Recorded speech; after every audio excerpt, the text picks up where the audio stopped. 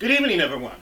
This is Richard Avery, and before I begin, I would like to wish everyone in my class and our professor a very, very Merry Christmas and a very blessed, prosperous, and peaceful upcoming new year.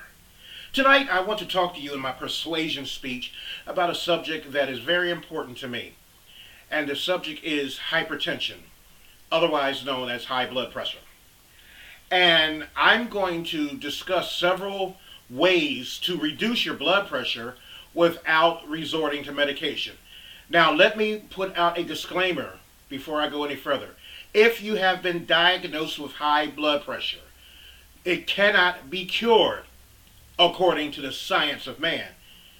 But we also realize that God can cure anything. But for the sake of our discussion tonight, high blood pressure cannot be cured.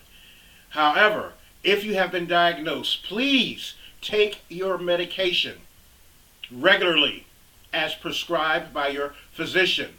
That is how you control your high blood pressure. According to a study conducted by Dr. Sefrin in 2015, he stated that 90% of Americans use too much of this item, salt. We use salt in our daily nutrition. We add salt to food that's already salty. I once went to a movie and saw a young lady adding salt to a bag of salty potato chips. And we have to be mindful of our nutrition. Salt is the number one culprit, or rather sodium is the number one culprit that directly leads to high blood pressure. Because of sodium, it can cause not only high blood pressure, but it's a domino effect. High blood pressure leads to heart attack and stroke. Those are the two main killers caused by high blood pressure. It is important to understand, too, that there are several negative lifestyle factors that cause hypertension or high blood pressure. First of all, being overweight. Second of all, no exercise. Third of all, our diet. Fourth, if we drink a lot of caffeine or a lot of coffee.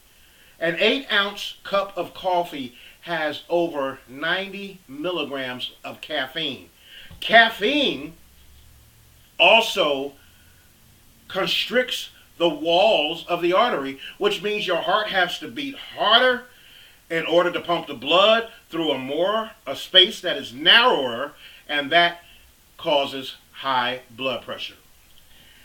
I would like to talk to the African American community. This is very important, and I want you to listen to me very closely to what I say. Of all the racial groups, Caucasians, Orientals, Middle Eastern, Far Eastern, of all the racial groups, African Americans are the number one group of people that are more susceptible to high blood pressure than any other racial group. We are susceptible not only to high blood pressure, but we're susceptible at an earlier age than everyone else. Many of us have relatives that come from the South, and we grew up eating grandmom's fried chicken, fried fish, and the food was delicious, but it was called soul food. And unfortunately, it really cost people their soul and their life. Foods such as fried chicken, grandma put a lot of salt in it, and it was fried in grease. Fried fish, collard greens. One of the African American staples, diet staples, is greens. And these greens contain, just on this can, 360 milligrams of sodium. African Americans, we must maintain our health, and we must always be aware that we are susceptible to high blood pressure. Now, one thing about high blood pressure is it is asymptomatic. Asymptomatic is a term that means it has no symptoms. High blood pressure does not, if you have a headache, that doesn't necessarily mean your blood pressure has went up. You could have high blood pressure and not even be aware of it for years. And when it's finally discovered, you've already reached a stage where you are borderline hypertensive. Now, the steps I'm about to give you, or the suggestions I'm about to give you, will help reduce your high blood pressure to a more manageable area. Number one, lose the extra pounds. Extra pounds, especially with men, are around our waist. Losing the extra pounds. Well, you say, I don't have time in my schedule to do a lot of exercise. I'm not telling you to turn into an exercise guru or an exercise junkie. But guess what? There's one particular exercise you can do every day. And it only takes about 30 minutes. Walk. Walk for 30 minutes a day. Non-stop. I'm not talking about at your job where you walk from your desk to the water cooler to the coffee machine and back. No, I'm talking about perhaps during lunch, walk around your building or park your car on the far side of the parking lot so that you will have to walk extra minutes to get to your car. Another exercise, another thing we could do is we have to be aware of our diet. We have to maintain healthy eating habits, which means I heard a doctor tell me when I was diagnosed for hypertension, he said, Richard, the best way to combat it and control your hypertension is to add more color to your diet. In other words, when you look at your plate, and if your plate is basically one color with a lump of meat on it, you're not doing your body any good. So we must add fresh fruit, fresh vegetables to our diet. Now be aware of one thing about your diet. Although food is a good thing, of course, it's kept us all alive these years, but foods that are dangerous are foods that contain a lot of salt. Let me just give you a few quick items of food. How many of us love pancakes in the morning? Pancakes. Well, when I checked the nutritional facts rather, this box says it has 470 milligrams of salt. That is 20% of your daily sodium intake. Let's try another one. Stuffing. Those who love stuffing with their turkey and can't make it from scratch will probably buy stovetop stuffing. But did you know stovetop stuffing has 390 milligrams of salt?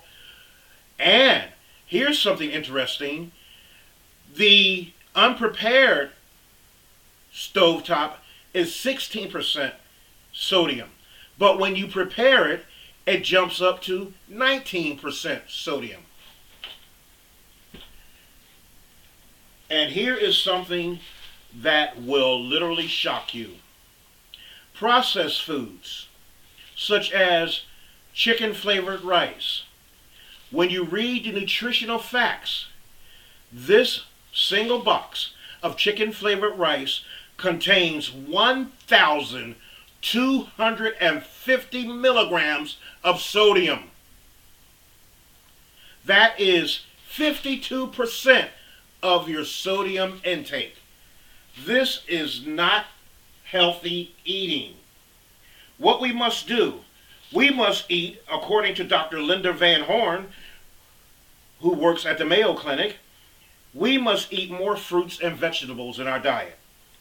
We must eat more tomatoes, sweet potatoes, white potatoes, bananas, kidney beans, dried fruits and raisins, and orange juice. These items, these foods have a higher degree or a higher level of potassium, and it reduces our blood pressure. Instead of using salt, instead of pouring the salt into our food, we could use salt substitutes. Salt substitutes such as spices, herbs, lemons are a good one, and salt-free seasoning such as Mrs. Dash. So, those are just a few items that I wanted to share with you about high blood pressure. So let's summarize this. High blood pressure, first of all, is asymptomatic. Second of all, high blood pressure can lead to heart attacks and stroke. Third of all, African Americans are the racial group that is more susceptible to acquiring high blood pressure. What we must do is to take care of ourselves. Jesus told us that we are the salt of the world in Matthew chapter 5, verse 17. However, there's a nice acronym that I want to share with you before I close about SALT. SALT is spelled S-A-L-T. Do you know what those letters stand for? Seasoning and life-threatening. So the next time you pick up the salt and add it to your already salty food, remember, it's seasoning and life-threatening. Control your blood pressure now, or one day it will control you. Thank you, and God bless you.